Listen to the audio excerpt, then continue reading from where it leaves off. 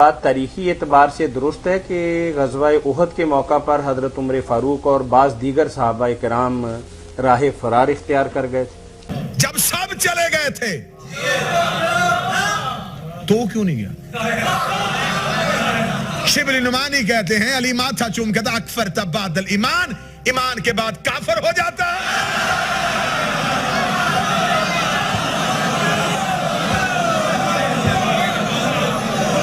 اس کا مطلب جو گئے اب وہ مسلمان نہیں رہے، وہ کافر ہو۔ تو کئی صحابہ نے اپنی تلواریں پھینک دی، انکلوڈنگ سیدنا عمر، کہ اب ہم نے کیوں لڑنا ہے۔ یہ وہی غزوہ احد کی کمنٹری چل رہی ہے، اسی کانٹیکسٹ میں اگلی آیت بھی ہے، اذ تصعدون ولا تلوون على احد والرسول يدعوكم في اخراكم، جب تم دور بھاگے جا رہے تھے اور مڑ کر بھی نہیں دیکھتے تھے کسی کو بھی، اور رسول اللہ صلی اللہ علیہ وآلہ وسلم تمہیں بلا رہے تھے پیچھے سے، یعنی نبی صلی اللہ علیہ وآلہ وسلم چونکہ لیڈر تھے، اور لیڈر ظاہر ہے کانفیڈنس لوز کر جائے گا تو پیچھے ٹیم کا کیا بنے گا۔ آپ صلی اللہ علیہ وآلہ وسلم اس بھگ دڑ میں جو غزوہ احد کی فتح جو ہے وہ شکست میں جب بدل گئی، آپ کے قدم نہیں لڑکھڑائے، آپ پیٹھ پھیر کر نہیں بھاگے، بلکہ آپ اپنی جگہ پر رہے اور باقی لوگوں کو بھی کہتے تھے کہ میرے ساتھ آؤ۔ لیکن صرف 12 لوگ تھے، صحیح بخاری میں آتا ہے، جو نبی صلی اللہ علیہ وآلہ وسلم کے ساتھ تھے، یعنی 700 کے لشکر میں سے صرف 12 لوگ۔ اب ظاہر ہے کہ موت جب سامنے آتی ہے تو بڑے بڑے لوگوں کے ایمان کا امتحان شروع ہو جاتا ہے۔ آج بیٹھ کے بات کرنا بڑا آسان ہے، لیکن جب وہ صورتحال تھی اس وقت اپنی جان داؤ پہ لگانا اور عین میدان جنگ کے اندر اپنی لائف کا رسک لینا، یہ نصیب والوں کا حصہ ہے، اور جن کا ایمان بہت کامل درجے کا ہو وہی اسی امتحان کے اندر کامیاب ہوتے ہیں۔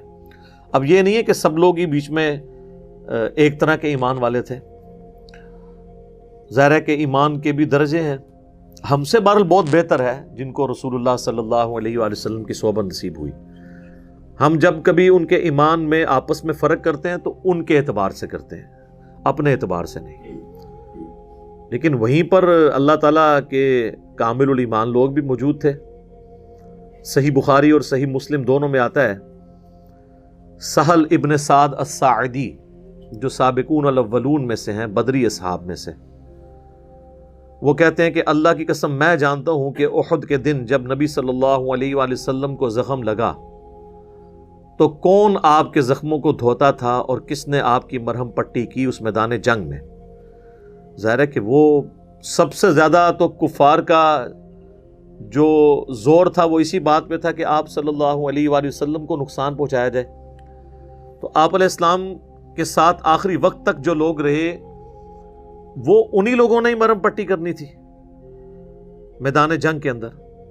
تو وہ کہتے ہیں کہ مولا علی رضی اللہ تعالیٰ عنہ ایک ڈھال میں پانی لے کر آئے، یہ بخاری مسلم کے الفاظ ہیں، اس کو الٹا کر کے برتن بنا لیا، اور سیدہ فاطمہ جو ہیں وہ اس پانی کو لے کے نبی علیہ السلام کا وہ زخم دھوتی تھی، جو بخاری مسلم میں ہے کہ آپ کے یہ 4 دانت شہید ہو گئے نیچے والے، اور جب خون نہیں رکتا تھا تو انہوں نے ایک کاٹن کا کپڑا جلایا اور اس کی راکھ اس خون کے اوپر رکھی زخم پہ، تو وہ پھر رک گیا۔ اس لیے میں کہتا ہوں کہ جو انسان کی اپنی اولاد جو ہوتی ہے اس کو جس لیول کا غم ہو سکتا ہے نا، کسی اور کو نہیں ہو سکتا۔ سیدنا علی بھی چونکہ نبی علیہ السلام کی اولاد کی جگہ تھے، آپ نے پرورش کی بھی تھی، سیدہ فاطمہ تو ویسی اولاد تھی، لہٰذا چند ایک اصحاب جو آخری وقت تک نبی علیہ السلام کے ساتھ رہے، ان میں ٹاپ آف دا لسٹ اہل البیت تھے۔ اہل البیت کے علاوہ بھی صحیح بخاری میں آتا ہے، انس بن نضر رضی اللہ تعالیٰ عنہ، جب یہ بھگدڑ مچی تو اب کئی اصحاب جو بڑے یعنی دلیر تھے، سعد ابن معاذ، یعنی کتنی یہودیوں کے خلاف انہوں نے جنگیں لڑی ہوئی تھیں زمانہ جاہلیت میں، وہ بھی پیٹ پھیر کے بھاگ رہے تھے، تو انس ابن نضر ان کو روک رہے تھے، اور وہ اکیلے آگے جا کے کافروں کے لشکر میں گھس گئے. صحیح بخاری کے الفاظ ہیں، اور انہوں نے کہا کہ میں تو احد کے میدان میں سے جنت کی خوشبو پا رہا ہوں. اور کئی کافروں کو انہوں نے جہنم واصل کیا، اور اینڈ پہ خود بھی شہید ہوئے. اور بخاری کے الفاظ ہیں کہ ان کے جسم پہ اتنے زخم لگے تھے کہ ان کی شناخت بھی نہیں ہو رہی تھی. اور صحابہ کہتے ہیں جب ہم نے زخم گنے تو 80 سے زیادہ زخم ان کے پورے جسم پہ لگے ہوئے تھے، جس میں چہرہ بھی بگڑ چکا تھا. یہ اکثر لوگ کہتے ہیں نا کہ فلانے دا موت وقت چہرہ بگڑ گیا. چہرہ بگڑنے سے کیا ہو جاتا ہے؟ جنگوں کے اندر صحابہ کے مسلے ہوئے ہیں، ناک، کان، آنکھیں تک نکالی گئی ہیں. وہ تو آخرت کی زندگی کا تعلق ہے.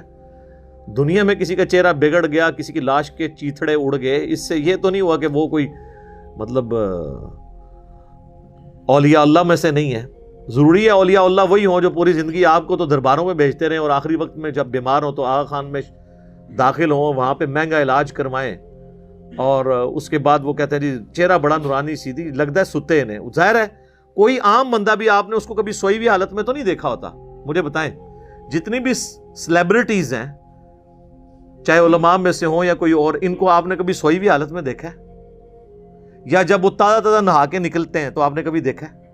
وہ تو اب کسی بندے کو بھی نہلائیں اور اس کو پیارے سا اس کو کنگھی شنگی کر دیں اور اس کا چہرہ صاف کریں تو وہ لگتا ہے کہ لگتا سی انجی ستے ہیں، تو انجی لگنا ہے. اس میں کیا مطلب تعلق ہے؟ عجیب لوگ. وہ اسی طرح وہ جس کو بھی آپ دیکھیں اسی طرح ہی لگتا ہے. ٹھیک ہے جی، چہرہ نورانی تھا. ظاہر ہے وہ اب نلا دھلا کے آپ نے ان کو رکھا ہے تو وہ اس طرح ہی نظر آئیں گے. ہاں 1-1.5-2 ہفتہ پیارے ہیں دو بار تے پھر پتہ لگ جائے گا کہ انہاں کو نورانی ہے. تو بس یہ صرف باتیں بنی. تو انس بن نضر رضی اللہ تعالیٰ عنہ کی لاش کو ان کی بہن نے پہچانا، ان کے جسم میں ایک تل تھا اس کے ذریعے. بس وہ تل انہوں نے لوکیٹ کیا، ادروائز نہ چہرہ پہچانا جاتا تھا. 80 سے زیادہ زخم تھے اور وہ شہید ہوئے. اسی طریقے سے صحیح بخاری میں آتا ہے کہ حضرت سعد ابن ابی وقاص، جنہیں سعد ابن مالک کہا جاتا ہے، ان کو حضور علیہ السلام دعائیں دے رہے تھے کہ سعد تجھ پہ میرے ماں باپ قربان، تو تیر چلا. اور مولا علی کہتے ہیں میں نے اپنی زندگی میں سعد ابن مالک، جنہیں سعد ابن ابی وقاص بھی کہتے ہیں، ان کے سوا کسی اور شخص کے لیے نہیں حضور سے سنا کہ میرے ماں باپ تجھ پہ قربان. اسی طریقے سے صحیح بخاری میں آتا ہے سیدنا طلحہ جو تھے وہ اپنے ہاتھوں کے اوپر تیروں کو روک رہے تھے، ان کا ایک ہاتھ شل ہو گیا تھا. حضرت ابو طلحہ جو انس ابن مالک کے والد تھے، والد نہیں کہنا چاہیے باپ تھے، کیونکہ انس ابن مالک کی ماں نے انس ابن مالک کے باپ کے مرنے کے بعد ان سے شادی کر لی تھی، ام سلیم نے. ام سلیم وہی صحابی ہیں جو بخاری مسلم میں آتا ہے حضور کا پسینہ جمع کرتی تھی خوشبو کے طور پہ. تو ان کے جو خامن تھے ابو طلحہ، وہ بھی حضور کے ساتھ آخری وقت تک ڈٹے رہے اور تیر چلاتے رہے، اور نبی علیہ السلام کی انہوں نے حفاظت کی. اللہ تعالیٰ نے ایک ذریعہ بنایا ظاہر ہے. تو یہ لوگ بھی موجود تھے کہ جو آخری وقت تک ڈٹے رہے. لیکن اسی میں ظاہر ہے مس ہینڈلنگ بھی ہوئی. صحیح بخاری میں ہی آتا ہے کہ اہل مصر میں سے ایک شخص مدینہ شریف آتا ہے حج کے موقع پر، مکہ یا مدینے میں، اور وہ کہتا ہے کہ جی تم میں جو کوئی بڑا شیخ ہے میری ملاقات ان سے کرواؤ اصحاب میں سے. تو لوگ ایک شخصیت کی طرف اشارہ کرتے ہیں، عبداللہ بن عمر کی طرف. تو وہ عبداللہ بن عمر سے کہتا ہے کہ حضرت مجھے یہ بتائیے، یہ صحیح بخاری میں 2-3 جگہ پہ یہ حدیث موجود ہے. سورہ آل عمران کی تفسیر میں بھی لے کے آئے ہیں امام بخاری، غزوہ احد والے چیپٹر میں بھی لے کے آئے ہیں، حضرت عثمان غنی کے فضائل والے چیپٹر میں بھی لے کے آئے ہیں. اس پہ میرا الگ سے ایک کلپ بھی ہے سیدنا عثمان سے متعلق 3 جھوٹ. تو صحیح بخاری کے الفاظ ہیں کہ عبداللہ بن عمر سے وہ شخص کہتا ہے کہ حضرت یہ بتائیں کہ کیا غزوہ احد کے دن حضرت عثمان جو ہے وہ میدان جنگ چھوڑ کر بھاگ گئے تھے؟ عبداللہ بن عمر نے فرمایا ہاں ایسا ہی تھا. اس نے کہا کہ حضرت عثمان غزوہ بدر میں بھی موجود نہیں تھے؟ تو عبداللہ بن عمر نے فرمایا ہاں ایسا ہی تھا. اور پھر پوچھا کہ جن اصحاب نے درخت کے نیچے رسول اللہ کی بیعت کی جس میں سورہ فتح نازل ہوئی، اصحاب شجرہ جن کے بارے میں صحیح مسلم میں حدیث ہے کہ مجھے اللہ سے امید ہے جنہوں نے درخت کے نیچے میری بیعت کی جہنم کی آگ انہیں نہیں چھوئے گی، تو حضرت عثمان جو ہیں وہ اصحاب شجرہ میں بھی شامل نہیں تھے، وہاں پر بھی موجود نہیں تھے. تو نبی صلی اللہ علیہ وآلہ وسلم کی بیعت سے وہ محروم رہے. تو عبداللہ بن عمر نے فرمایا ہاں حضرت عثمان وہاں پہ بھی موجود نہیں تھے. بس یہ 3 باتیں اس نے سنی تو اس نے نعرہ لگایا اللہ اکبر. چونکہ وہ اہل مصر میں سے تھا اور اہل مصر حضرت عثمان کی پالیسیز کی وجہ سے نالاں تو تھے ہی، اب ان کو علمی دلیل بھی مل گئی ناراض ہونے کی. تو وہ جب پیٹ پھیر کے وہاں سے جانے لگا تو عبداللہ بن عمر نے اس کو کہا کہ رک جا، پہلے میرے کو پھکی تو لے جا، تو میرا بھی جواب سن لے نا. وہ عربی کے الفاظ ایسے ہی ہیں، اس کا مطلب یہ ہے یہ پھکی لے جا اور یہ جا کے مصر والوں کو دے دینا میری طرف سے، ان 3 باتوں کے جواب میں. پھر انہوں نے کہا کہ رہا مسئلہ اس بات کا جو تم نے پوچھا کہ احد کے دن حضرت عثمان بھاگ گئے تھے میدان جنگ سے، تو قرآن حکیم میں اللہ نے ان کی یہ غلطی معاف کر دی ہے.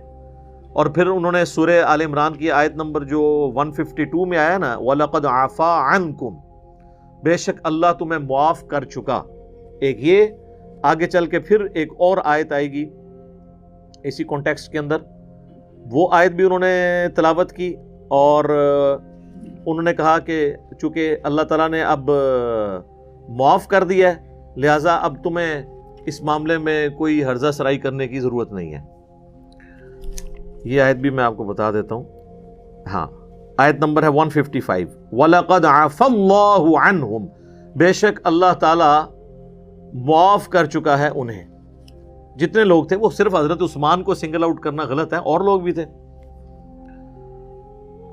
تو چونکہ یہ تو ہوگی معافی. پھر انہوں نے کہا تو نے بدر کے بارے میں پوچھا کہ بدر میں حضرت عثمان شامل نہیں تھے، تو اس کی وجہ یہ تھی کہ وہ نبی صلی اللہ علیہ وآلہ وسلم کی اجازت کی وجہ سے شامل نہیں ہوئے تھے، کیونکہ نبی صلی اللہ علیہ وآلہ وسلم کی جو بیٹی تھی سیدہ رقیہ سلام اللہ علیہا، وہ حضرت عثمان کے عقد میں تھیں اور وہ اس وقت سخت بیمار تھیں. تو نبی صلی اللہ علیہ وآلہ وسلم نے حضرت عثمان کو ان کی تیمارداری کے لیے حکم دیا کہ تم میدان جنگ میں نہ ہو، تم اپنی بیوی کی دیکھ بھال کرو، تیمارداری کرو. اور پھر بخاری کے الفاظ ہیں، عبداللہ بن عمر کہتے ہیں کہ نبی صلی اللہ علیہ وآلہ وسلم نے حضرت عثمان کو باوجود اس کے کہ وہ غزوہ بدر میں شامل نہیں تھے بدری اصحاب میں شمار کیا، حتیٰ کہ جب مال غنیمت بانٹنے کی باری آئی تو حضرت عثمان کو بھی مال غنیمت میں سے حصہ دیا، حالانکہ وہ جنگ میں نہیں تھے، تاکہ یہ چیز انشور ہو جائے کہ وہ بدری اصحاب میں سے. ظاہر ہے صحابہ بدر کی تو ایک فضیلت ہے. تو حتیٰ کہ صحیح بخاری میں آتا ہے کہ حضرت جبرائیل حضور کے پاس آئے، انہوں نے کہا یا رسول اللہ آپ کے اصحاب میں جو فضیلت ہے وہ کس اعتبار سے ہے؟ تو انہوں نے کہا کہ سب زیادہ فضیلت ہے اصحاب بدر کی، اس کے بعد اصحاب احد کی. تو جبرائیل کہنے لگے یا رسول اللہ ہم فرشتوں میں بھی سب سے افضل فرشتے وہ ہیں جو بدر میں آپ کے ساتھ شامل ہوئے ہیں، اور اس کے بعد وہ جو احد میں شامل ہوئے ہیں. صلاۃ بر محمد وآل محمد اللہم صلی علی محمد وعلی آل محمد، یعنی حضور کی نسبت ہے الحمدللہ. تو انہوں نے کہا کہ عبداللہ بن عمر نے اس کے جواب میں کہا کہ بھئی وہ تو بدری اصحاب میں شامل ہیں. رہا تیسرا مسئلہ ہے جو تم نے کہا کہ صلح حدیبیہ کے موقع پر اصحاب شجرہ میں وہ شامل نہیں تھے، تو واللہ اس دن عثمان سے زیادہ معزز شخص ہی کوئی نہیں تھا، کیونکہ حضور علیہ السلام نے انہیں اپنا سفیر بنا کے اہل مکہ کی طرف بھیجا تھا.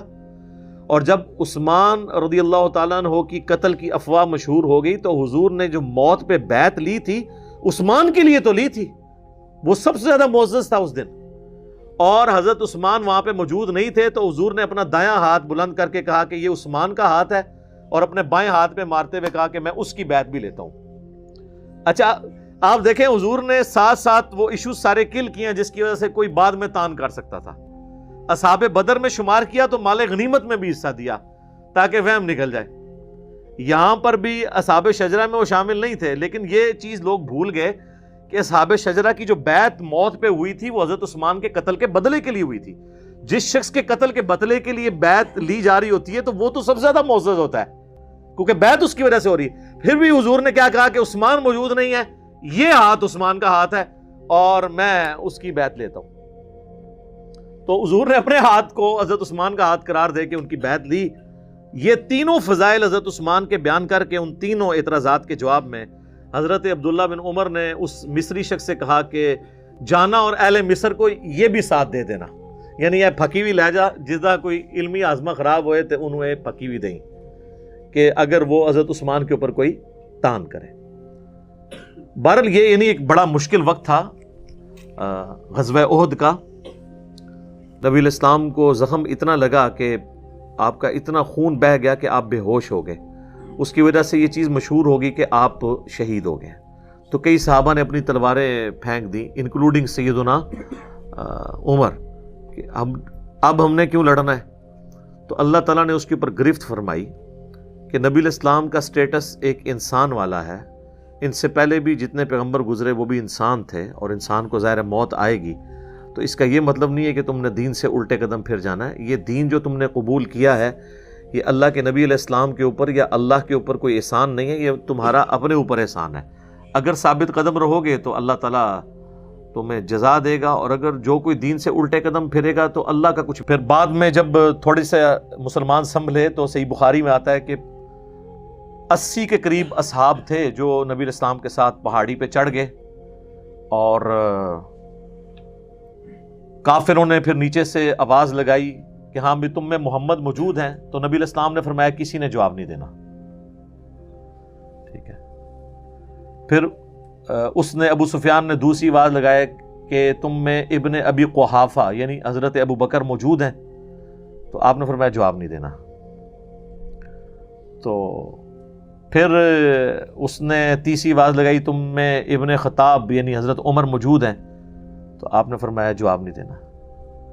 خیر اس کے بعد اس نے نازیبہ کلمات کچھ استعمال کیے رسول اللہ کے لیے. تو پھر حضرت عمر سے رہا نہیں گیا، تو حضرت اس نے کہہ دیا کہ تم سارے مر کھپ گئے ہو. تو حضرت عمر اپنی زبان پہ کنٹرول نہیں رکھ سکے. انہوں نے کہا کہ تمہارے جو مقتولین ہیں وہ جہنم میں اور ہمارے مقتولین جنت میں. اور پھر اس نے نعرہ لگایا ابو سفیان نے، صحیح بخاری کے الفاظ ہیں، اس نے کہا کہ آج تو حبل اعلیٰ ہوا ہے. تو حضور نے فرمایا اب اس کی بات کا جواب دو، چونکہ اس نے توحید کو چیلنج کیا ہے نا. تو تم کہو کہ اللہ اعلیٰ ہے، اللہ اعلیٰ. تو پھر اس نے کہا کہ آج جو ہے وہ عزا ہمارا پشت پناہ ہے، یعنی ان کا جو دیوی تھی. تو حضور نے فرمایا تم کہو کہ تمہارا کوئی مولا نہیں ہے اور اللہ ہمارا مولا ہے. یعنی توحید کے اوپر جب کلام ہوا تو نبی الاسلام نے کہا اس کا جواب دو. جب آپ کی اپنی ذات کے اوپر ہوا تو آپ نے اس سے صرف نظر کیا. بہرحال ایک یعنی اس اعتبار سے مسلمانوں کے لیے تو ایک تکلیف دہ چیز تھی حضور علیہ السلام کا زخم، اور پھر آپ کا شہادت کی افواہ مشہور ہو جانا جو ہم پچھلی دفعہ سن چکے. حتیٰ کہ پھر قرآن میں آیات نازل ہوئی کہ اگر نبی علیہ السلام فوت ہو جائیں یا جنگ میں شہید کر دیے جائیں تو تم اپنے دل سے الٹے قدم پھر جاؤ گے. تو یعنی نبی علیہ السلام نے تو دنیا سے ایک نہ ایک دن جانا ہے، لیکن اللہ کا دین، توحید اور آپ کے عقائد تو قیامت تک کے لیے باقی رہنے ہیں. تو راہ فرار اختیار کر گیا تھے. یہ چیزیں ڈھونڈ کر لوگ بتاتے رہتے ہیں کہ حضرت عمر بھی ان میں ہوں گے تو پھر خوب موقع ملے گا برا برا کہنے کا. اب قرآن مجید نے جب بتایا کہ حالات ایسے پیدا ہو گئے، جن کو درہ پر حضور نے متعین کیا تھا انہوں نے درہ دیا چھوڑ کہ اب کیا کریں، یا مال غنیمت تو لوگ جمع کریں، ہم کیا کریں، کافر تو بھاگ گئے، چلو ہم بھی اکٹھا کریں. امیر جو تھے عبداللہ بن زبیر نے روک رہے نہیں مانے، 10 صحابی رہ گئے، شہید ہو گئے. اب حالات ایسے ہو گئے کہ دشمن نے پیچھے سے آ کر اچانک حملہ کیا. یہ بے فکر مال سمیٹ رہے تھے کہ کافر تو چلے گا. جب اچانک تلواریں پڑی، ہوش دو یہ باتیں کرتے ہیں، وہ جو تھوڑے سے رہ گئے تھے نا ان میں سے ایک نے بھی نہیں رہنا تھا. یہ جو کہتے ہیں بھاگ گئے تھے، اعتراض کر رہے ہیں، اگر یہ وہاں ہوتے نا تو پاکستان آ کر ہی ٹھہرتے. اعتراض کرنا ہی آسان ہوتا. باقی جن کے بھاگنے کا ثبوت ہے نا ان میں سے حضرت عثمان رضی ان کا ٹھیک، حضرت عمر فاروق رضی ان کے دوسرے کیوں کہ وہ کہتے ہیں سب سے پہلے میں لوٹا. یہ ساری تاریخی روایتیں ہیں بے بنیاد. ہم صرف لطف اندوز ہوتے ہیں ان قصوں سے، چونکہ ذاکروں نے قرآنی آیات کو انہی مقاصد کے لیے استعمال کیا ہے. غور و فکر و تدبر نہیں کیا ہم نے، صرف نعرے لگوانے کے لیے اور معزوز ہونے کے لیے ان مضامین کو استعمال کرتے ہیں. قصیدے بنائے ہوئے ہیں، مضامین بنائے ہوئے ہیں، بھاگ گئے، پھر نیچے مومن وجد میں آ جاتے ہیں وہ بھاگ گئے. افسوس کرو کہ بھاگ گئے، افسوس کا مقام ہے نہ کہ خوشی کا مقام. کتنا خوش ہوتے ہیں یہ بھاگ گئے. صحابہ بھاگ گئے، خوشی کی بات ہے.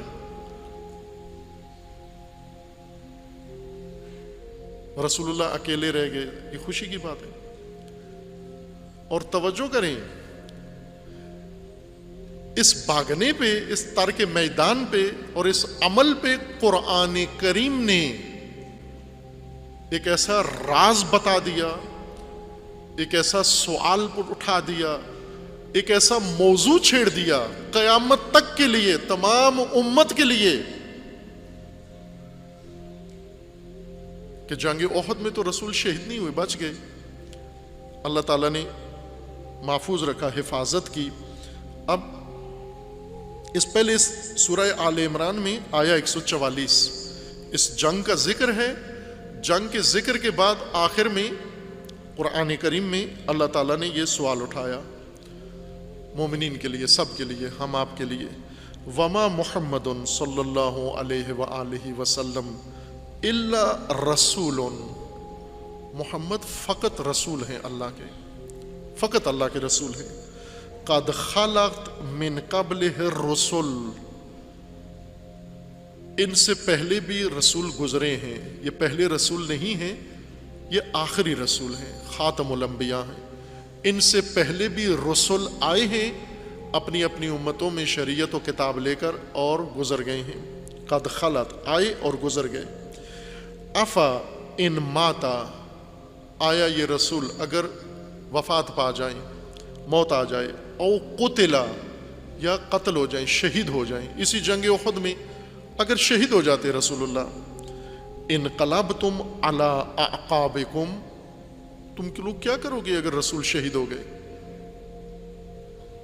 مانا کہ شہید ہو گئے. فرض کرو جو افواہ اڑی، اللہ تعالیٰ نے رسول اللہ کی حفاظت فرمائی، رسول اللہ وہاں دشمنوں کی اس زد میں حملے میں نہیں آئے، لیکن آخرکار وفات تو ہو گئی رسول اللہ کی اس دنیا سے.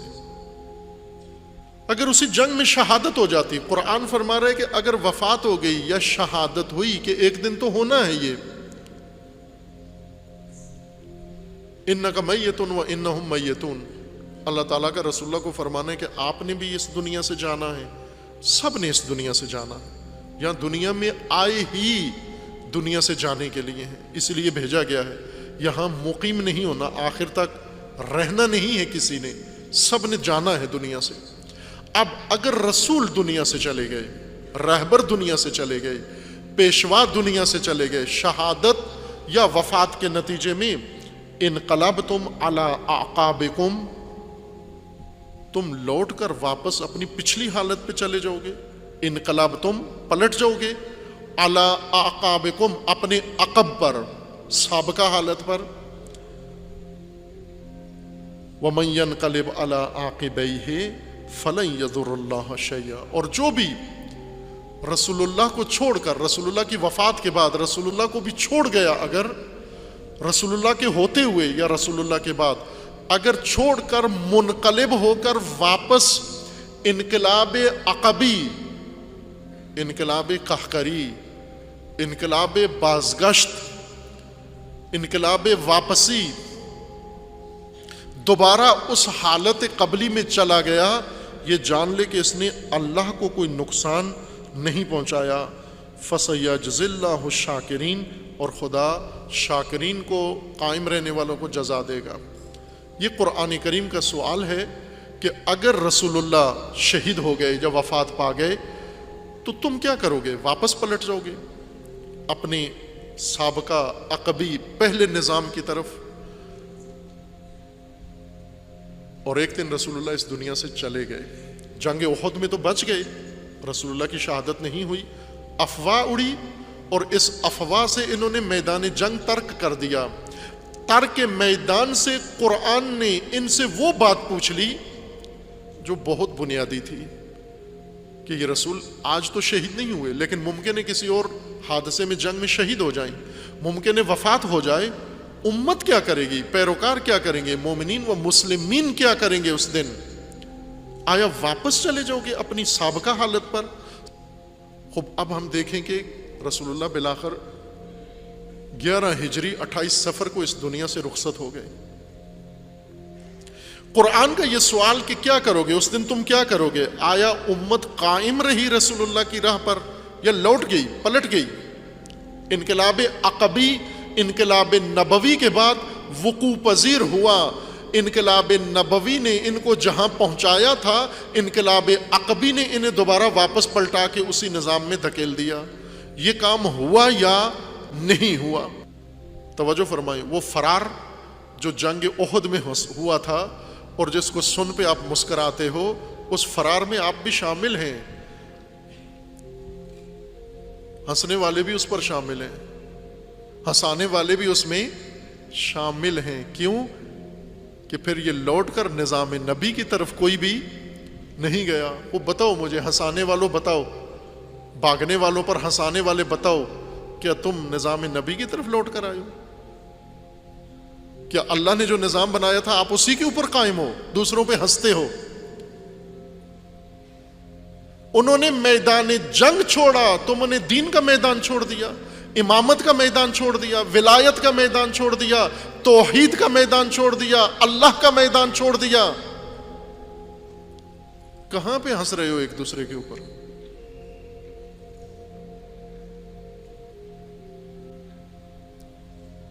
انسان دوسرے پہ ہنسنے سے پہلے کہتے ہیں اپنے گریبان میں منہ ڈال کے دیکھ لے کہ ہم قائم ہیں اس کے اوپر۔ کہاں ہے وہ نظام اللہ کا جس کے بارے میں قرآن کہہ رہا ہے کہ نبی کی وفات کے بعد چھوڑ دو گے؟ چھوڑ دیا، پھر لوٹ کر نہیں آئے، ایک دفعہ چھوڑا، رسول اللہ کے بعد امامت کو چھوڑا، آج تک لوٹ کر نہیں آئے، آج تک لوٹ کر نہیں آئے۔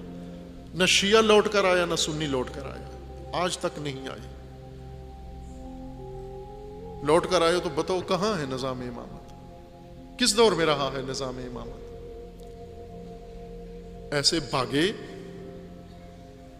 پلٹ کے بھی نہیں دیکھا کہ تھا کیا، اللہ نے کیا بتایا تھا، اور ہم پلٹ کر نظام جاہلیت کی طرف آئے، اور پھر جاہلیت میں راسخ ہوتے ہوتے ڈوبتے ڈوبتے جاہلیت عرب کے اندر چھلانگ لگائی اسلام کو چھوڑ کر، اور پھر اسی غوطے کے اندر جاہلیت غرب میں جا مبتلا ہوئے۔ ڈوبے جاہلیت عرب میں تھے اور پہنچے جاہلیت غرب میں ہیں۔ آپ بتاؤ مجھے، ابھی پڑھتے کیا ہو، پہنتے کیا ہو، کھاتے کیا ہو، سوچتے کیا ہو، تمہارا نظام کیا ہے، تمہارا آئین کیا ہے، کہاں سے آیا ہے، بولی کون سی بولتے ہو؟ سب مغرب کی۔ پھر کس پہ ہنستے ہو؟ جاہلیت غربی میں سر سے پاؤں تک غرق ڈوبے ہوئے، اور قرآن یہی تو پوچھ رہا ہے کہ نبی کے پاس کدھر جاؤ گے، نبی کے بعد کدھر جاؤ گے؟ کہاں کھڑے ہو؟ آج اپنا جائزہ لو، ذرا اپنا تجزیہ کرو، ہم رسول اللہ کے بعد آج کہاں کھڑے ہیں؟ واقعاً وہیں کھڑے ہیں جہاں رسول اللہ چاہتے تھے، جہاں رسول اللہ پسند کرتے تھے؟